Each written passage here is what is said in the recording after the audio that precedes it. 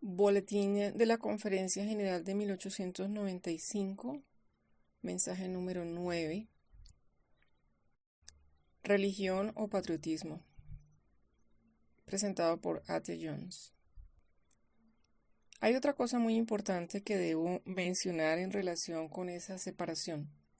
Se trata de algo que va a forzar a todo adventista del séptimo día y a todo cristiano a decidirse por Cristo o por este mundo, a decidirse por ser fiel a Cristo o bien estar conectado con el gobierno de los Estados Unidos. Hay una propuesta que respaldan los gobernadores de todos los estados y los territorios de Estados Unidos, consistente en entrenar en tácticas militares a todos los niños varones del sistema público de educación en las escuelas. Algunos de los gobernadores de los estados cuyas legislaturas están actualmente en sesión han iniciado ya el proceso de promulgar leyes que den soporte a ese proyecto. El 25 de enero tuvo lugar en la ciudad de Nueva York un encuentro donde se pronunciaron discursos en favor de esa propuesta. Si el gobierno de los Estados Unidos fomenta los ejercicios militares, infundiendo así el espíritu bélico en todos los niños del país, ¿qué cristiano va a estar dispuesto a que sus hijos participen en eso? Y si ese proyecto malvado se hace obligatorio o se le requiere por ley, ¿qué cristiano puede permitir que sus hijos sigan yendo a la escuela? La voz que presentó a Cristo al mundo dijo: en la tierra paz. Ese asunto es precisamente lo que escribió Joel. Proclamad guerra. ¿Estáis listos para eso?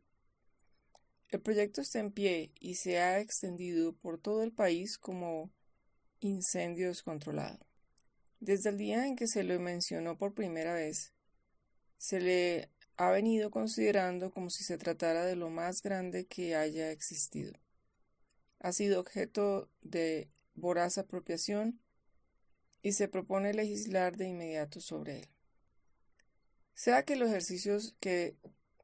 esos ejercicios militares, ese inculcar el espíritu bélico en los niños del país, se haga obligatorio o no de entrada, su simple realización es ya bastante, ya que su mera introducción y práctica lo convertiría de cierto modo en obligatorio, por la sencilla razón de que todo niño que rehúse tomar parte en él será considerado un cobarde por quienes se impliquen. Se le marginará, sus compañeros de escuela lo menospreciarán. A fin de justificar todo eso en nombre del patriotismo, se aduce que su finalidad es inculcar el patriotismo y el amor a la bandera. Cualquier niño que rehúse participar en los ejercicios militares quedará estigmatizado como falto de patriotismo. Se considerará por que desprecia la bandera, se dirá que no ama al país, que es un traidor. Pero ningún padre cristiano puede permitir que su hijo sea adoctrinado según un espíritu bélico. Es del espíritu de Cristo, del espíritu de paz, del que ha de estar impregnado. Es a Cristo a quien debe su fidelidad. Siendo así, significará una prueba que separará a todo niño cristiano y a todo padre cristiano del gobierno de los Estados Unidos y de cada estado. No es, por tanto, tiempo de que comencemos a separarnos de todas formas. ¿Fueron exageradas las presentaciones pasadas? ¿Fui demasiado lejos al decir cortemos amarras? Hermanos, los eventos que tienen lugar por parte del enemigo nos fuerzan hasta el límite en donde hemos de decidir entre la fidelidad a Jesucristo o a este mundo. Ante nosotros está ese asunto malvado, ante todo adventista del séptimo día y ante todo cristiano en Estados Unidos. Significará una prueba en cuanto a si desechará todos los asuntos terrenales y se aferrará solo a Cristo, no importándole cómo puedan llamarle. Tal es la prueba. Es solo otra expresión del llamado universal: salid de ella, pueblo mío. ¿Dónde comenzó ese malvado asunto? El paso concreto de llevarlo a las escuelas públicas comenzó con el papado. Iglesias que profesan ser protestantes han estado organizando durante 2 veranos lo que llaman brigadas de jóvenes. Pero hasta donde he podido averiguar, el primer paso para llevarlo a las escuelas públicas e imponerlo en el país corresponde al Club Católico de Jersey City en New Jersey, tal como lo describe el periódico The Catholic Mirror, El Espejo Católico, de octubre 6 de 1894. Leo, abro comillas. El Club Católico de Newark, New Jersey, en su reunión del pasado miércoles por la noche, adoptó una serie de resoluciones solicitando a la legislatura que implemente la introducción de ejercicios militares en las escuelas parroquiales, públicas y las otras escuelas en este estado. Las resoluciones son las siguientes. Se resuelve que a juicio del Club Católico de Newark, New Jersey, no debieran ignorarse los activos militares de nuestro país, sino que debieran desarrollarse tan plenamente como la economía lo permita de forma razonable.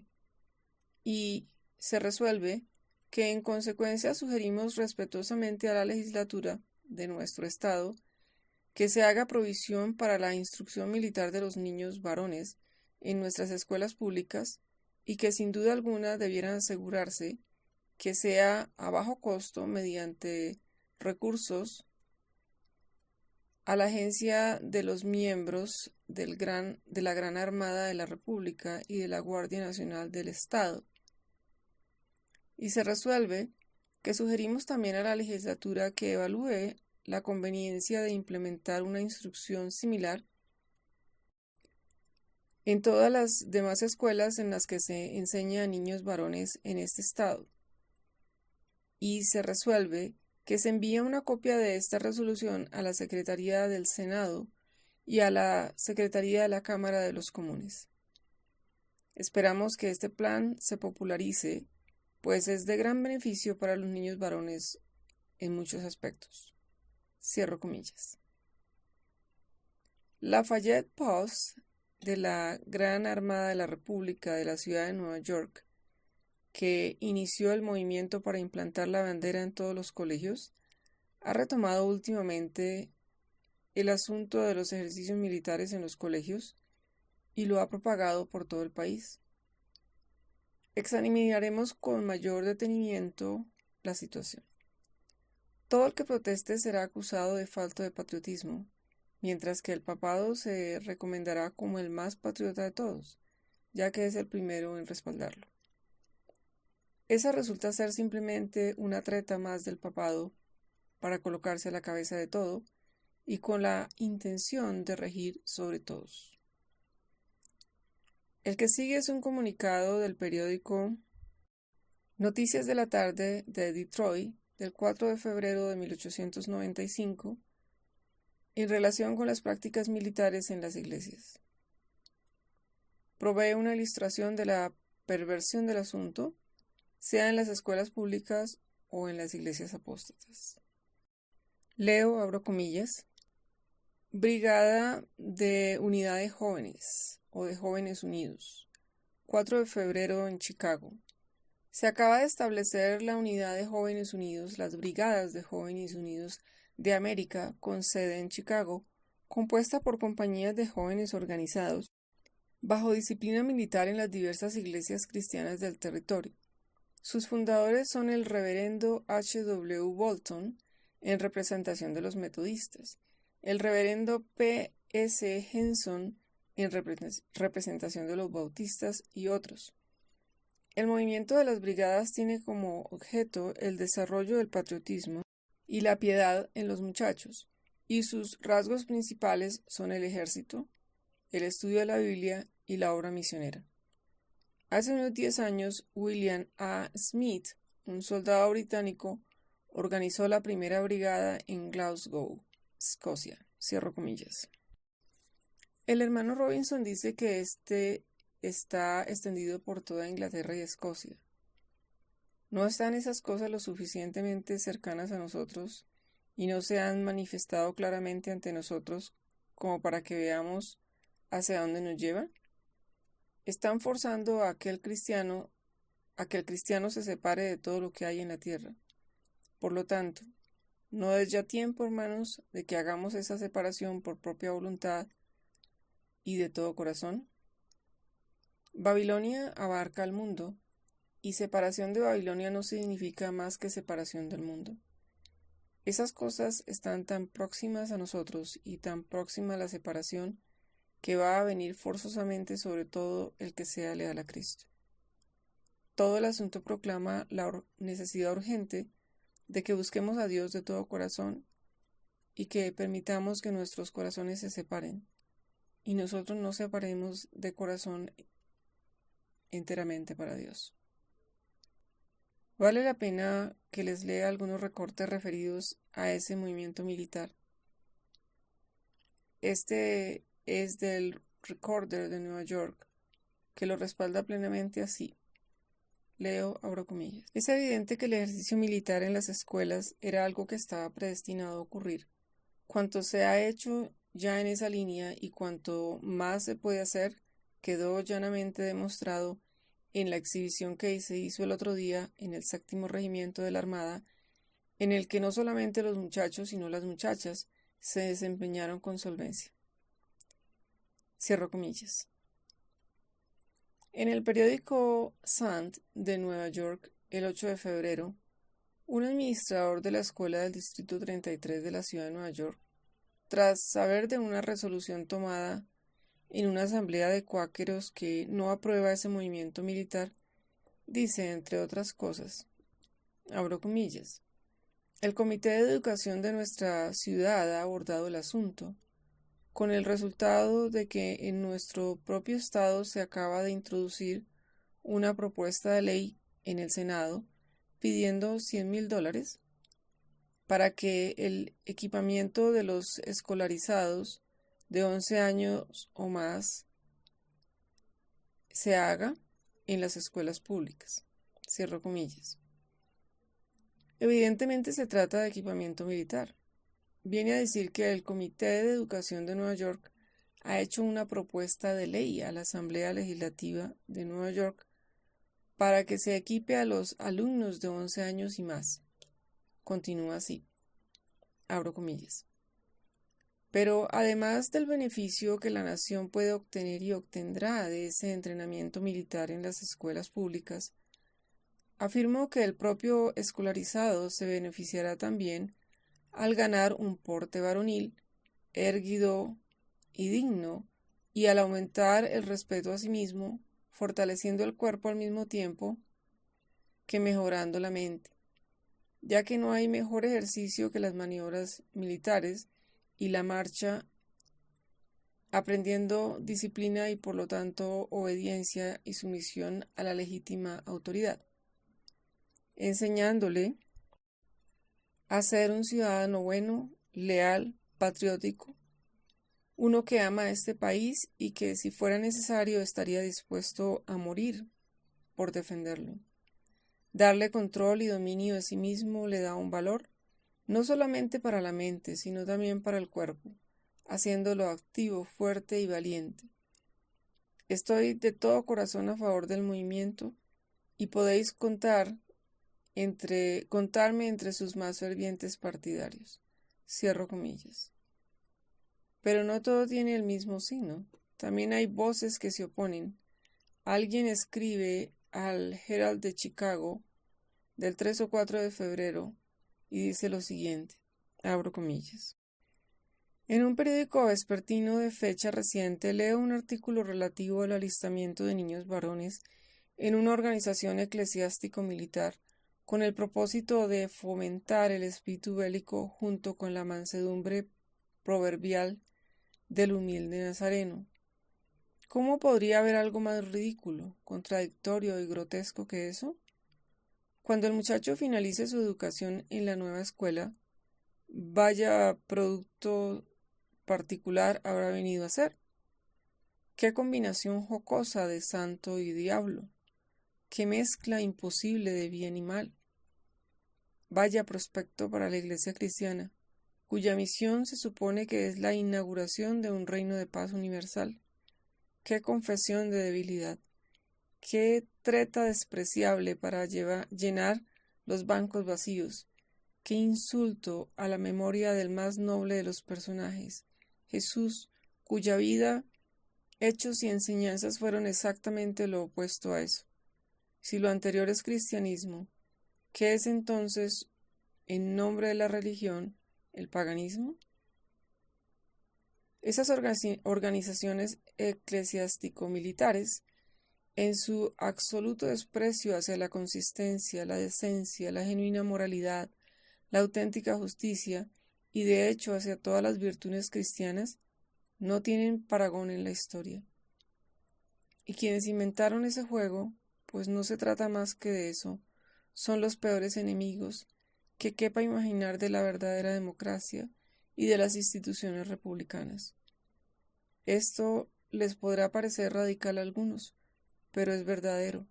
La verdad parece radical solamente a quien no está familiarizado con ella, y de esa clase hay unos cuantos, de hecho, demasiados. Cierro comillas. En este diario está impreso el discurso anual de la señora Marion H. Dunham, de Burlington, Iowa, que forma parte del grupo de mujeres cristianas de temperancia. Hace algunas observaciones excelentes al respecto. Habla de los conflictos crecientes entre las clases trabajadoras del capital y los obreros, etc. Dice, abro comillas,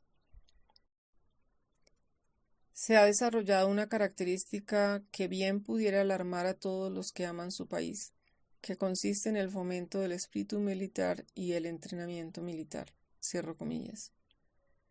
Entonces, hablando acerca de los peligros inherentes a los asuntos ordinarios gubernamentales, continúa así, abro comillas. Pero mucho más serios que todos ellos es el hecho de que en un tiempo tan de gran paz en la que no somos amenazados por ninguna otra nación, un tiempo en el que nuestra posición y poder nos convierte de facto en inexpugnables al ataque de cualquier otro poder hostil, nuestras escuelas e iglesias se estén convirtiendo en campamentos militares y nuestros niños varones estén cargando armas que se han utilizado en los campos de batalla, de forma que en sus corazones jóvenes se despertó la sed por ver correr la sangre de sus semejantes. En mi propia ciudad, Burlington, o Iowa, las señoritas que hacen las sustituciones de los maestros se les llama cadetes, y a su labor instrucción premilitar, aparentemente con el objeto de que se vayan haciendo familiares los términos e ideas militares y que de ese modo ni siquiera la influencia femenina sea ejercida en favor de la paz. En nuestros colegios se implementan instructores por parte y a expensas del gobierno, y las brigadas de jóvenes de las iglesias, que se supone fueron organizadas para esparcir el Evangelio en la tierra de paz, buena voluntad para con los hombres, se encuentran unas 15,000 personas y han cambiado el antiguo himno de la escuela dominical que decía quiero ser un ángel y con los ángeles estar por quiero ser soldado y con los soldados estar, con un bonete en la cabeza y un rifle en las manos. Quiero entrenarme para el servicio con destreza militar y dominar las tácticas modernas, las más eficaces para matar. Cierro comillas. Continúa con la revisión de ese antiguo himno y añade, abro comillas, no hay enemigo exterior que nos amenace como para hacer necesaria esa preparación, y sea lo que sea que ese movimiento signifique o pretenda, es contrario al espíritu del cristianismo. Representa un regreso de la civilización al tiempo en el que el poder era el derecho y la mano de cada uno se alzaba contra el otro. Cierro comillas. De lo anterior podemos aprender otra cosa, y es que las mentes realmente cristianas en el país se pondrán en contra de ese asunto y protestarán contra él. lo que no hace más que abrir el camino para proclamar: salid de ellas, pueblo mío. Pueden ver que ese movimiento repudia y excluye a los que son favorables al cristianismo y desean que se propague el espíritu de paz. Traza una línea de separación entre estos y el gobierno. Pero Dios tiene justo ahora una línea en la tierra, una obra en la tierra, un mensaje que programar, amonestando a todo el que quiera preservar su vida a que se separe totalmente de esas maldades, a que se posesione de todo corazón en contra y se vuelva a Dios en espíritu de paz, a fin de que todos, del pequeño al mayor, puedan conocer a aquel que es nuestra paz. Esta es, pues, la situación actual en todos los frentes. Todo elemento del mundo, sea en el papado, en el protestantismo apóstata o en el propio gobierno, nos está llevando al punto en que nos veremos obligados a tomar una decisión y a separarnos del mundo y de todo lo que es del mundo.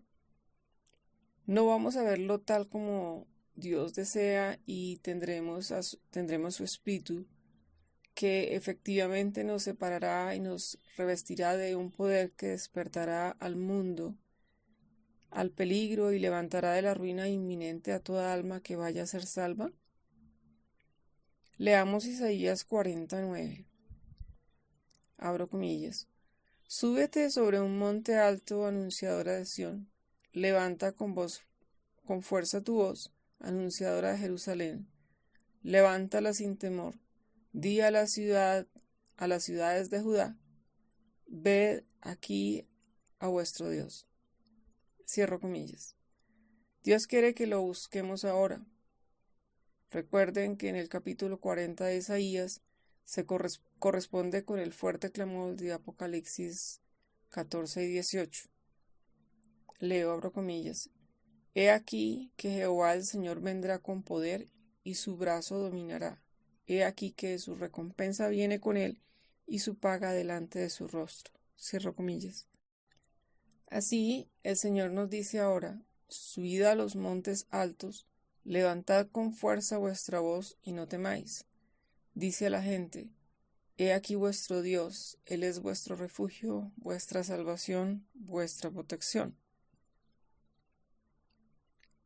Volvamos ahora a considerar lo que significa salir de Babilonia. Todos sabemos que salir de Babilonia es salir del mundo, y separarse de Babilonia equivale a separarse del mundo. Lo siguiente que queremos saber es: ¿qué significa salir del mundo? ¿Qué significa separarse de él? En Gálatas 1:4 encontraremos respuesta a esa pregunta en pocas palabras. Leeremos seguido los versículos 3 y 4 a fin de establecer la relación. Pero es el versículo 4 el que contiene la respuesta.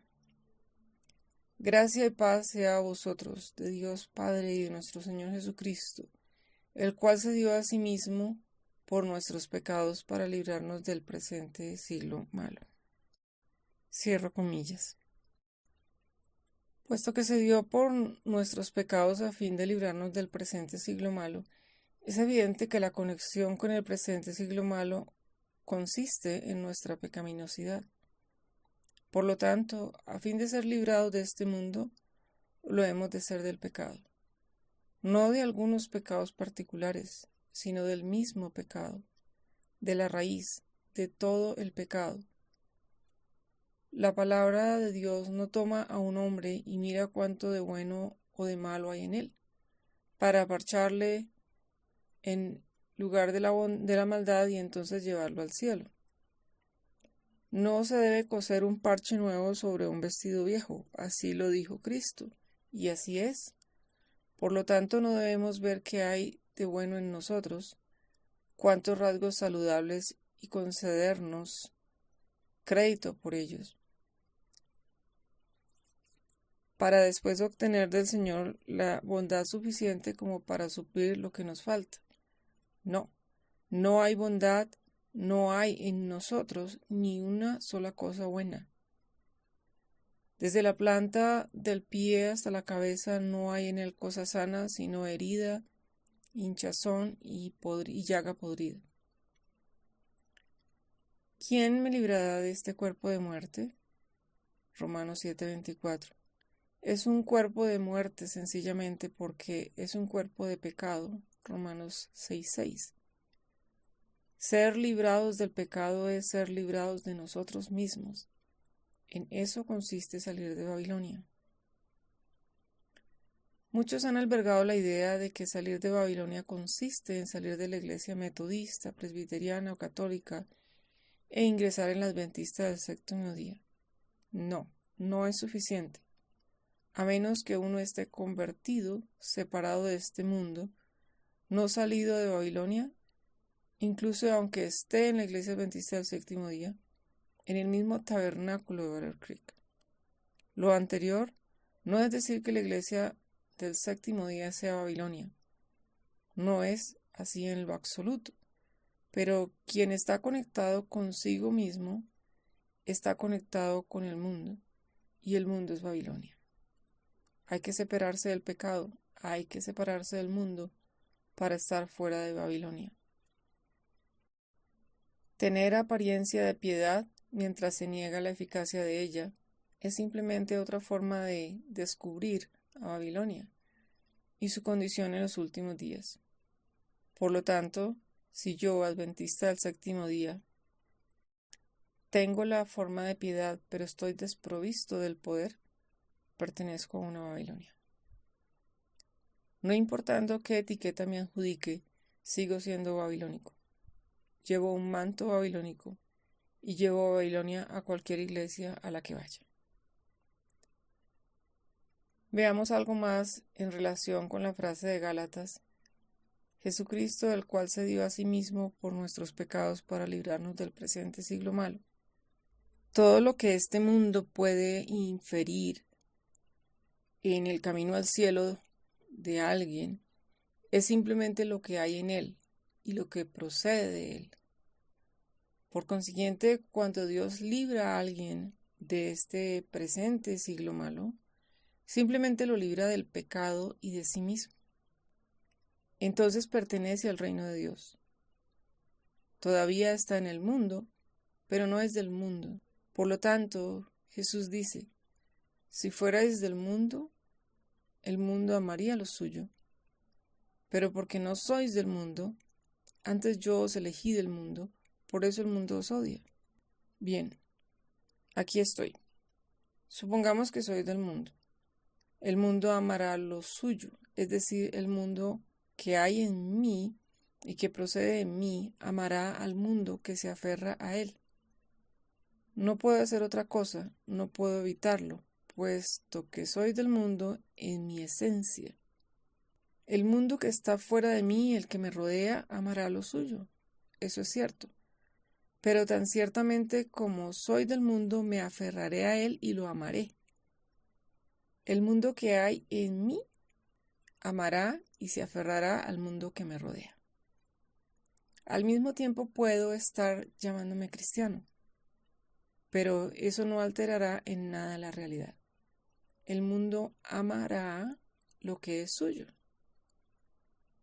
Si fuerais del mundo, el mundo amaría lo suyo. Si he roto de corazón con el mundo, entonces estoy libre de él. Pero si en mí sigue estando el mundo, amaré al mundo. Si tal fuera el caso, cuando llegue la crisis me someteré al mundo e iré con él. Permaneceré en Babilonia y adoraré a la bestia. Veamos ahora el tercer capítulo de la segunda de Timoteo. Encontramos ahí la misma enseñanza. Abro comillas. Debes saber que en los últimos días vendrán tiempos peligrosos. Habrá hombres amadores de sí mismo. A esos, evítalos. Cierro comillas. Por lo tanto, si soy un amante de mi propio yo, debo dejar de serlo. ¿A quién tengo que dejar de amar? A mí mismo. Sal de Babilonia. A esta evítala. No se trata de que yo tenga que mirarte y estudiarte y determinar Si tú eres uno de los que se ama a sí mismo, uno de los ávaros, vanidosos, soberbios, y entonces separarme de ti, en absoluto es eso. No me corresponde examinar a otros y concluir. No quiero estar en la iglesia en la que haya hermanos como esos. Aquí no puedo ser el tipo de cristiano que debo ser. Mejor pido el traslado a la iglesia de Oakland o quizá a Battle Creek. Los hermanos aquí parecen estar no encuentro las palabras, pero se sienten uno tan incómodo y es tan difícil ser un cristiano aquí. Creo que me iré de esta congregación y me trasladaré a otra.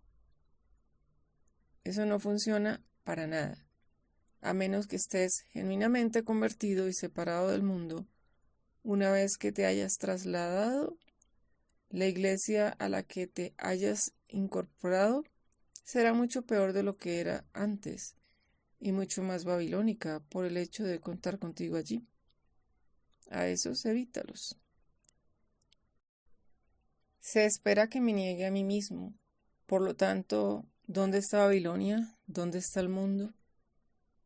En mí, en el yo, tal como revela el capítulo 4 de Gálatas. Examinaremos más de cerca el tercer capítulo del 2 de Timoteo y veamos si alguno de nosotros estamos allí. Abro comillas. Habrá hombres amadores de sí mismo, ávaros, cierro comillas. ¿Qué podría hacer que uno que profesa pertenecer y amar al Señor lo prive de algo que le pertenece claramente a Él, como es, por ejemplo, el diezmo? A mis manos llegan recursos. El Señor ha declarado que le pertenece una 10ª parte de ellos. Profeso amar al Señor, voy cada sábado a la iglesia, profeso pertenecer yo mismo al Señor, profeso estarle consagrado, sin embargo, le niego de aquello que le pertenece. ¿Cuál es la raíz del problema? El yo. ¿Cuál es el primer fruto del yo? La avaricia. No he robado a mi prójimo ni le he privado de nada, pero he hecho todo eso con lo que le pertenece al Señor. Por lo tanto, debo deshacerme de mi yo avaro. Blasfemos. No podemos considerar cada uno de los puntos en detalle, vanidosos, soberbios, blasfemos, etc. Un blasfemo sigue la aceptación común del término, según la aceptación común del término, es quien hace un uso profano del nombre de Dios, quien toma su nombre en vano. Uno de los mandamientos de Dios está dedicado a eso. Pero aquí, aunque mi boca no pronuncie el nombre de Dios profanamente, sí profeso su nombre, pero lo hago siguiendo un curso de acción que demuestra la vanidad de mi profesión. ¿Acaso no estoy tomando su nombre en vano? Ciertamente lo estoy. Si mi vida consiste en una apariencia de piedad desprovista del poder, ¿no estoy tomando sobre mí su nombre en vano? Y al tomar ese curso, ¿no voy a ser la causa de que otros blasfemen el nombre del Señor? Por lo tanto, si profeso ser del Señor, pero mi curso de acción hace que su nombre sea blasfemado, es en mí donde la blasfemia ha tenido origen. En relación con lo dicho, podemos leer 1 Timoteo 6:1, abro comillas. Los que están bajo el yugo de esclavitud tengan a sus amos por dignos de todo honor, para que no sea blasfemo el nombre de Dios y la doctrina, cierro comillas. Así la palabra de Dios lleva la verdad a cada uno para que siga un curso de acción que evite que sean blasfemos el nombre de Dios y la doctrina. Se espera que guardemos el nombre y la doctrina de Dios de la blasfemia. Pero si desoigo su consejo, soy yo quien ha originado esa blasfemia. He tomado el nombre de Dios en vano y lo he llevado en vano. Leemos en Romanos 2 a partir del versículo 17, abro comillas. Tú te llamas judío, te apoyas en la ley y te glorías en Dios. Conoces su voluntad e instruido por la ley, apruebas lo mejor. Estás convencido de que eres guía de ciegos, luz de los que están en tinieblas, instructor de los ignorantes, maestro de niños, y que tienes en la ley la forma del conocimiento y de la verdad. Tú, pues, que enseñas a otro, ¿no te enseñas a ti mismo? Tú que predicas que no se ha de robar, ¿robas? Cierro comillas. Aquí está la perseverancia de los santos, los que guardan los mandamientos de Dios y la fe de Jesús.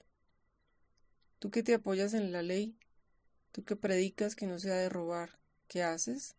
¿Defraudas? ¿Haces negocios abusivos? Si se te encomendara algún negocio del Señor, ¿te prestarías a obtener ganancias injustas? ¿Sería eso integridad por la causa? No. Eso sería falta de honestidad, sería diabólico. No puedo ser egoísta en favor del Señor. Eso no es negar la necesidad de diligencia de economía, pero no puedo conducir negocios abusivos en beneficio del Señor más de lo que lo puedo hacer en mi propio beneficio y seguir siendo honesto. Por lo tanto, tú que predicas que no se ha de robar, ¿robas o eres honesto? Tú que dices que no se ha de adulterar, ¿adulteras? ¿Guardas como algo sagrado el vínculo matrimonial? ¿Honras esa institución?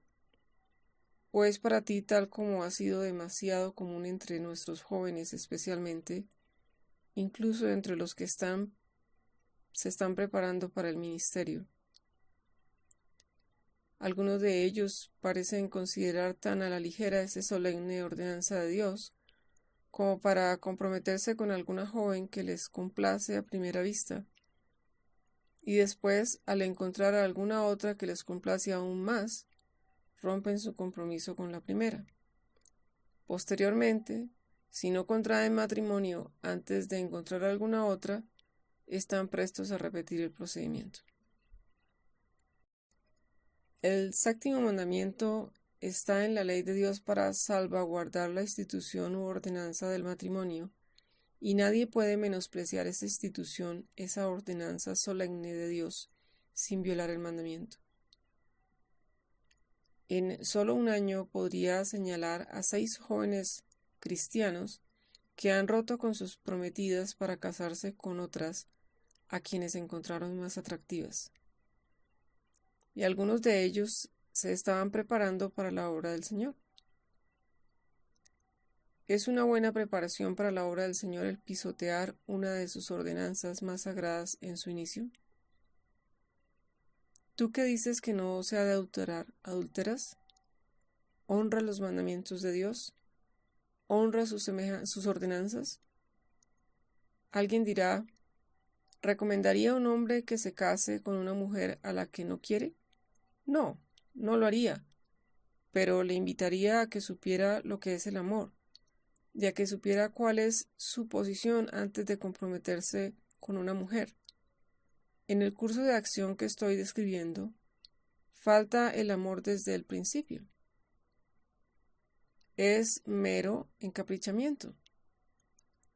La mujer puede ser perfectamente sincera, puede haber amor de su parte, y así es la mayoría de las veces, pero por parte de él se trata de simple encaprichamiento. Aunque sucediera que se casen antes de que la joven le guste más que la primera, algún día acabará sucediéndole y entonces carecerá de seguridad alguna. Quien viole la sagrada confianza que obtuvo de aquella mujer nunca podrá estar seguro de que vaya a ser fiel a otra. Una vez que ha pisoteado ese vínculo sagrado, del que tanto ha hecho Dios depender la felicidad del ser humano, carecerá de seguridad, incluso en él mismo, de poder ser fiel en cualquier situación equivalente. ¿Qué diremos del hombre que llega a conquistar el amor de una mujer solo para traicionarlo después?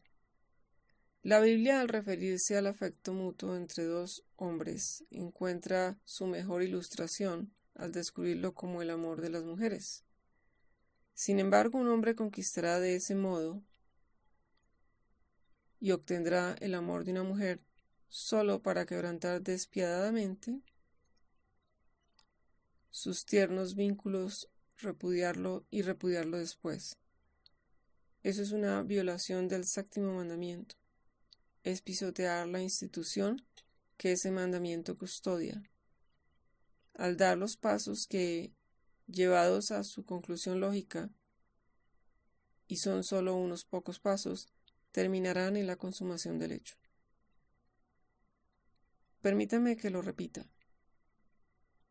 No quisiera que nadie se casara con alguien a quien no ama, pero quisiera que toda alma tuviera la suficiente reverencia por la ordenación divina, la suficiente sobriedad y consideración cristiana como para conocer sus sentimientos.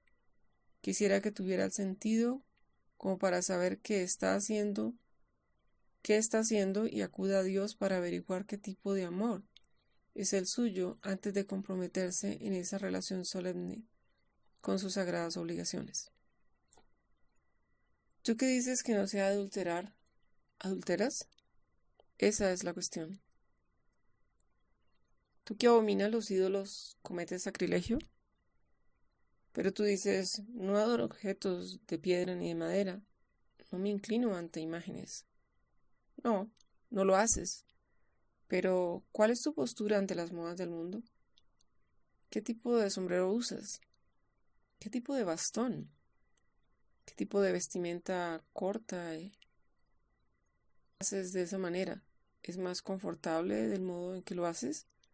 ¿Complacerá más a Dios? No. Sabes que es porque de esa forma se adecua mejor a la moda, se conforma más al mundo y se acerca a las maneras del mundo. Pero este mundo es vanidad e idolatría. Satanás es el Dios de este mundo. No os conforméis a este mundo, sino transformaos por medio de la renovación de vuestro entendimiento. Cualquiera pues que quiera ser amigo del mundo se constituirá en enemigo de Dios. Por consiguiente, aunque pueda no estar inclinándome ante imágenes ni adorando objetos de piedra o de madera, sin embargo, si sigo las modas, los caminos y las costumbres de este mundo y me conformo a las cosas de este mundo, más bien antes de consultar a Dios cuál es su voluntad, ¿qué estoy adorando? Al Dios de este mundo. Eso también es idolatría. Hay ahí implicada enemistad contra Dios. No conozco nada más incongruente e irrazonable que la moda, el deseo de que todos se sujeten al mismo molde, vistan igual y tengan una apariencia similar. ¿Por qué Dios no nos hizo a todos iguales cuando nos creó? ¿Por qué no nos creó exactamente iguales? El camino de la moda es precisamente el camino del diablo. Es su propósito que todos lleven el mismo manto religioso, crear una moda que todos quieran seguir y entonces lograr que el gobierno la imponga por ley, de forma que todos tengan que vestir ese tipo de confección religiosa. Toda esa concesión a la moda en la vestimenta te está preparando para acceder a la religión del mundo. Todo eso es idolatría. Tú que abominas a los ídolos, ¿cometes sacrilegio? Si Dios quisiera que fuésemos iguales y pareciésemos iguales, ¿por qué no nos hizo iguales desde el inicio? En ocasiones vemos a personas vestidas de una forma que no les favorece. Pueden llevar un sombrero o un vestido de un color que hace pensar si no se estarán recuperando de algún episodio de ictericia. Pero no piensan en ello. Todo cuanto les preocupa es que sea el color de moda. Dios nos ha creado de forma que no hay dos en el mundo que seamos iguales. Cada uno es cada cual, con su propia personalidad e individualidad. Es la voluntad del Señor que cada cristiano ejerza una influencia en este mundo, tal como la que ningún otro puede ejercer. Él espera que cada uno se vista de modo que pueda representar ante el mundo la forma particular en que Dios lo ha hecho, en perfecta armonía y de forma digna. De ese modo, Dios puede emplear la individualidad de la que Él lo dotó para el propósito por el que lo creó de esa manera. Vistámonos para complacer al Señor, y si hacemos así, todo en nosotros hablará de Dios y de lo que respecta a su justicia. Pero podemos destruir todo aquello para lo que el Señor nos hizo si profesamos el cristianismo y sin embargo pretendemos ejercer una influencia en el mundo a base de o en la forma de vestirnos según la moda del mundo. Eso es imposible, es una contradicción. No podéis impresionar a nadie en favor del cristianismo de esa manera, ya que mediante ese tributo a la idolatría queda malograda la forma precisa en la que el Señor obraría. Vestíos como el Señor quiere que lo hagáis, y veréis que vestir apropiadamente y con decoro no resulta caro ni requerirá una manufactura laboriosa o excesiva ingeniosidad. ¿Tú que abominas los ídolos, cometes sacrilegio? Esa es la pregunta. ¿Tienes la mente puesta en Dios? ¿Vistes para agradarle? ¿O te motiva que dirá tal o cual persona? ¿Tú que abominas los ídolos, cometes sacrilegio? ¿Tú que te jactas de la ley, con infracción de la ley deshonras a Dios? El nombre de Dios es blasfemado entre los gentiles por causa de vosotros. Uno de los males prevalecientes en los últimos días será la existencia de quienes profesen santidad, pero en realidad sean blasfemos. ¿Eres uno de ellos? ¿Llevas el nombre del Señor en vano? A estos evítalos.